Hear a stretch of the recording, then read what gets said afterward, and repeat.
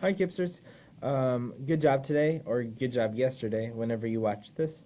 I want you to know that we are reviewing for our Unit 2 test that will happen Thursday. Remember, we don't have school on Friday, so yay! So I'm going to review 2 slides, and then I have, I think, about 5 questions for you to do independently. Okay? Let's get started. So what we've learned is we've learned tip, tax, and increase. We've learned that if you put your 100% there, and we put a value right here, whether it's a tip, a tax, or an increase, we could easily just multiply to get this number, and then we can add them together to get the final answer. Whether that's the price of a meal with the tip, whether it's the product with the tax, or if we're a store owner, it allows us to know what we should increase our price to. Right. The second thing we learned is discounts, coupons, and rebates. And those are basically all the same thing. They have different names because they're at different times. So, I mean, discount and coupons are basically the same ideas. Discounts are normally the store just gives discounts. The coupons are little pieces of paper, and rebates are pieces of paper that you send in and you get your money back later. So they're all the same thing, basically. But we learned that you can put your 100% here. You can put your your discount, coupon, or rebate here.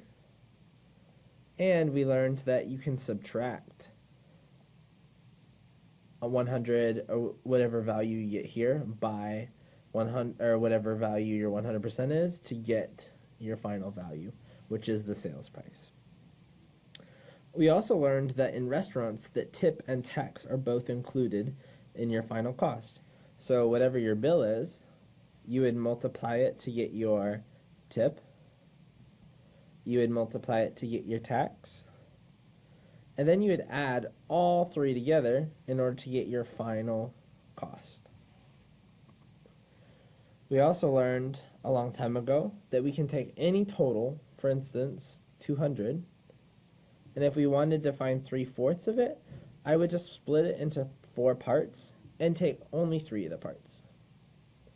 And then I can multiply 3/4 by 200, which is the same thing as multiplying it by 0.75 times 200.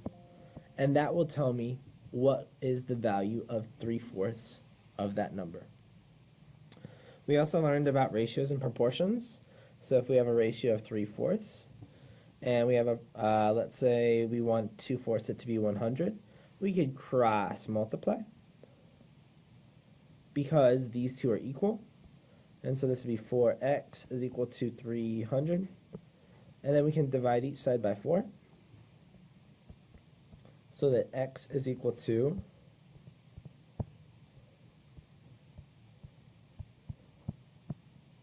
75. So I'd say that x is equal to 75. All right, you're about to do 5 problems. A, B, C, D, E, and F. I guess that's 5. Actually, it's 6. I apologize. And I want you to solve them all by yourself. All right? Starting with letter A. On your marks, get set, go. All right. Let's do number B, or letter B. Ready, set, go. All right. Let's do number C, letter C. 1, 2, 3. All right. Let's do letter D. All right. Let's do letter E.